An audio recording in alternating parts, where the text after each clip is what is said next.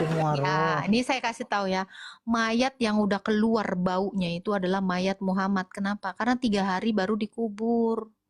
Pasti bau keluar. Mayat Orang Nabi aja kau itu memang bau. yang Loh terbuka iyalah. Ya iyalah, masa ada mayat kubur. orang 3 hari nggak dikubur nggak bau? Pasti bau itu, mayat Nabi kau itu. Serius. Makanya dia dimandiin. Ya kan? Bau. Kalau wangi dia nggak Itu bakal fitnah, dipanjang. mana ada. Ya, kok pura-pura nggak tahu aja kok Nabi kau 3 hari baru dikubur. Pura-pura kok nggak baca hadis kau.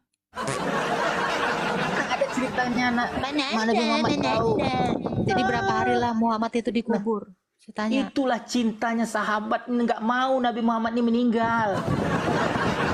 Memang kayak Yesus, kaburlah muridnya kabur. Jangankan sahabatnya cinta, kalau Allah mau cinta, bangkitkan dong.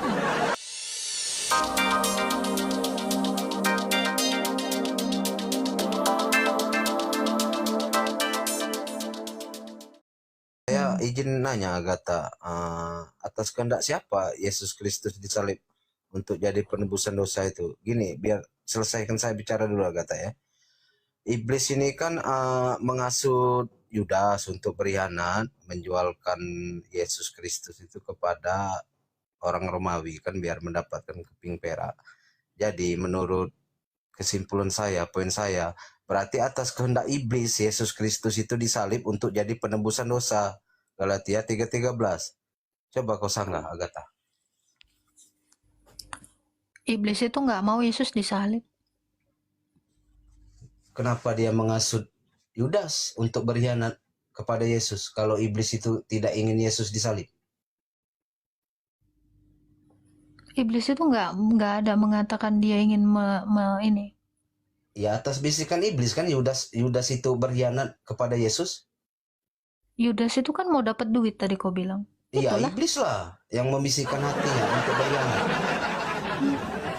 Iblis yang berarti tujuan iblis adalah untuk Yudas itu dapat uang kan itu kan? Enggak, tujuan iblis itu ingin Yesus Kristus disalib. Satu, mendapatkan uang dari bisikan iblis tadi berkhianat kepada Yesus. Kedua, iblis ini poin besarnya itu ingin Yesus itu disalib. Dibantai. Jadi iblis yang berkehendak atas penyaliban Yesus. Dalilnya mana? Kenapa? Kan ada di Bible. Itu. Kau gak usah tertawa atas Dalilnya nggak ada. Kalau iblis itu dengar. Kalau iblis itu tidak ingin Yesus disalib, kenapa iblis itu bilang turun kau? Kenapa iblis malah nyuruh Yesus turun dari salib? Nah itu dong, harusnya jadi pertanyaanmu itu. Kenapa orang-orang yang dirasuki iblis itu? Nyuruh. Cabutlah. Datanya ada di dalam Yesaya, Allah berkehendak meremukkan dia. Jadi yang berkehendak untuk menyalibkan Yesus itu adalah kehendak Allah, bukan kehendak iblis. Iblis itu justru pengen Yesus itu nggak disalib. Buktinya ketika Petrus ya mengatakan begini, sekali-kali hal itu tidak boleh terjadi padamu, Tuhan. Kata Petrus, apa kata Yesus kepada Petrus? Enyahlah kau iblis, engkau suatu batu sandungan. Justru iblis itu menolak penyaliban. Nih, Matius 16. Ayat 20 berapa ini? Ini ada dalilnya. Jadi omongan saya ini nggak mungkin nggak berdalil. Nih, Petrus itu mentah-mentah dibilang iblis. Dibilang kau batu sandungan. Nih ya. Nih. Ya, di dalam Matius 16 ayat 21. Sejak waktu itu Yesus mulai menyatakan kepada murid-muridnya bahwa dia harus pergi ke Yerusalem dan menanggung banyak penderitaan dari pihak tua-tua, imam-imam kepala, ahli-ahli Taurat, lalu dibunuh dan dibangkitkan pada hari yang ketiga. Ayat 22-nya ya, dari Matius 16 ayat 22. Tetapi Petrus menarik ke samping dan menegur dia, katanya, Tuhan, kiranya Allah menjauhkan hal itu. hal itu sekali-kali tidak akan menimpa engkau. Maka Yesus berpaling dan berkata kepada dia, "Enyahlah iblis." Nih ya, Petrus ini baru dibilang batu penjuru, langsung dikatakan batu sandungan ini. "Enyahlah iblis, engkau suatu batu sandungan bagiku. Sebab engkau bukan memikirkan apa yang dipikirkan Allah, melainkan apa yang dipikirkan manusia." Itu. Jadi yang bilang ya iblis itu berkehendak menyalibkan Yesus salah. Justru iblis itu nggak mau Yesus disalib. Jangan dibalik-balik dong, dasar Islam. Ya, itu. Udah kau dengar kan? Nih. Tuh. Gimana? Udah kau dengar itu? Nggak Petrus nyambung, itu, Kak. Petrus Kenapa ke itu, Petrus? iya, biar kau tahu, Petrus itu bahkan disebut Jangan iblis. kau mute. Kenapa Ketika Petrus nyambung? menghalangi penyaliban, nggak nyambung. Kepala kau yang nggak nyambung, kepala kau di pantat, makanya nggak nyambung kepala kau. Botol. Udah jelas-jelas dikatakan, ya. Sejak itu Yesus menyatakan kepada murid-muridnya bahwa dia harus menanggung banyak penderitaan. Dia harus dibunuh dan dibangkitkan pada hari yang ketiga. Ini Yesus itu justru mau ngasih tahu ke murid-muridnya. Dia itu harus mati. Petrus muridnya nggak bolehin. Jangan kasar, suka-suka gua.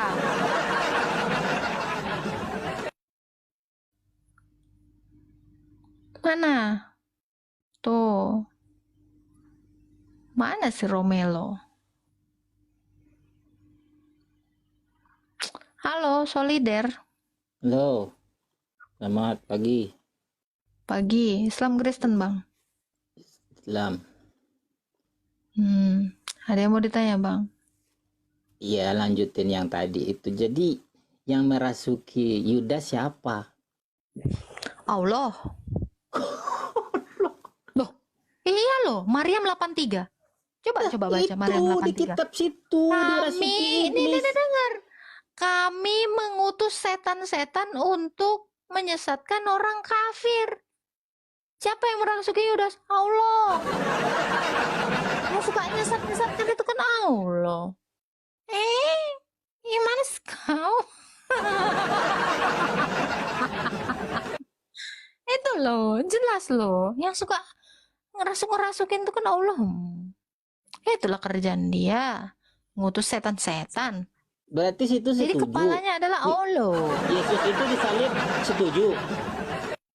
Agatha Setuju lah, orang udah terjadi kok setuju lagi. Ya udah kejadian kok. Berarti Yang nggak kejam setuju kali. yang nggak Pembunuhan setuju setuju. Yesus disalib itu kan iblis. Oh gitu. Berarti Iya, Tuhan- tau nggak kenapa? Tahu Tuhan nggak kenapa? merencanakan pembunuhan dirinya sendiri. Nih, tahu nggak kenapa iblis itu nggak mau Yesus itu mati? Ku kasih tahu ya, supaya Yesus itu nggak menyelamatkan orang-orang yang sudah mati. Kan Yesus itu mati itu kan turun ke dunia orang mati untuk menyelamatkan orang-orang yang di dunia orang mati. Iblis ini kan mau berkuasa atas orang-orang mati. Iblis Gimana itu kan cara dia menyelamatkan orang-orang mati itu gimana?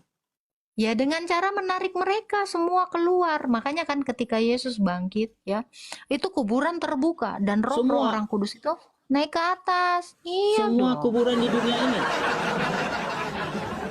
Iya dong. Oh, berarti Semua orang-orang mati dari zaman Adam sampai ke zaman Yesus turun 2000 tahun yang lalu, itu semuanya. Nah, untuk orang-orang yang hidup, ya, itu kan dia mendeklarasikannya secara langsung. Ketika dia mendeklarasikannya ke dunia orang mati, ya dia dalam keadaan dia turun ke dunia orang mati. Jadi Tuhan saya itu Tuhan atas orang hidup dan orang mati, bukan Tuhan yang mati-matiin manusia, apalagi nyesat-nyesatin kafir. Oh, berarti waktu itu ada fenomena alam semua kubur terbongkar. Aduh. Oh iya, memang gempa Oh. bumi. Oh, gempa Oh, bumi. kaget kau. Kaget kau. Memang gempa bumi waktu Yesus itu mati, biar kau tahu. Dan ini catatan sebentar, bahkan ini tercatat oleh sejarah ya. Di tahun itu 2000 tahun yang lalu gempa bumi ini memang terjadi. Biar kau tahu. Jadi semua mayat keluar. roh, semua mayat biji mata. Oh, semua Ya, roh. ini saya kasih tahu ya, mayat yang udah keluar baunya itu adalah mayat Muhammad. Kenapa? Karena 3 hari baru dikubur. Pasti bau keluar. Mayat Orang Nabi aja kau itu memang itu yang bau. yang Loh terbukti iyalah. Ya iyalah, masa ada kubur. mayat orang 3 hari nggak dikubur nggak bau? Pasti bau itu, mayat Nabi kau itu. Serius. Makanya dia dimandiin. Ya kan? Bau. Kalau wangi dia nggak Itu usah dimandiin. fitnah, mana ada. Ya, kok pura-pura nggak tahu aja kok Nabi kau 3 hari baru dikubur. Pura-pura kok nggak baca hadis kau. Ada ceritanya nak. Mana Mana Nabi Muhammad tahu. Jadi berapa hari lah Muhammad itu dikubur? Saya tanya. Itulah cintanya sahabat ini nggak mau Nabi Muhammad ini meninggal. Memang kayak Yesus, kaburlah muridnya kabur. Jangankan sahabatnya cinta, kalau Allah mau cinta, bangkitkan dong. Nggak dikubur. Mayat itu harus dikubur. Buktikan kalau Allahmu itu mencintai Nabi kau, bangkitkan. Kelihatan banget Allahmu itu tidak menganggap dia kekasihnya. Katanya kekasih. Bangkitin dong. Masa cinta kok nggak dibangkitin? Apa-apaan itu? Katanya dia kekasih Allah. Masa kekasihnya tak dianggap? Jadi jauh dulu lagu dong ini. Kekasih yang tak dianggap. Sebagai kekasih yang tak dianggap, aku hanya dikubur setelah 3 hari. Jadi pingkan mambo. Kasih yang tak dianggap, Allah kau. Masa katanya mencintai Allah, taat kepada Allah sama seperti taat kepada Nabi. Udah ditaatin kok nggak dibangkitkan. Gimana ini? Tapi saya mau nanya. Nabi kau kan laki. Kok bisa Nabi kau yang laki itu dikasih jadi kekasihnya Allah? Allah kok cewek apa cowok? Penasaran aku. Bahasa Kok bisa dia jadi kekasih? Gimana ceritanya? Ceritain dong. Hah? Cewek atau cowok sih Allah? apa sih ngomong? Kok bisa? Kok bisa Allahmu menganggap Muhammad yang adalah laki kekasih? Coba saya tanya. Tapi kan di ayat-ayat lain kan Allah tidak beranak karena nggak punya bini. Berarti laki dong. Bisa dia. Kok bisa dia? Ya jadi gosip pakai benda konten. Kok bisa? Kekasih Allah. Kau kekasih Allah nggak? Curiga aku.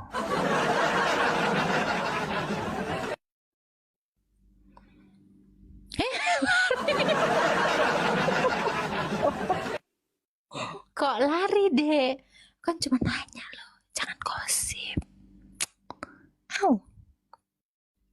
Si kerocok uangnya. Itu naikkan dulu nih. Kok lari kau deh? Nggak seru lah. Lindes.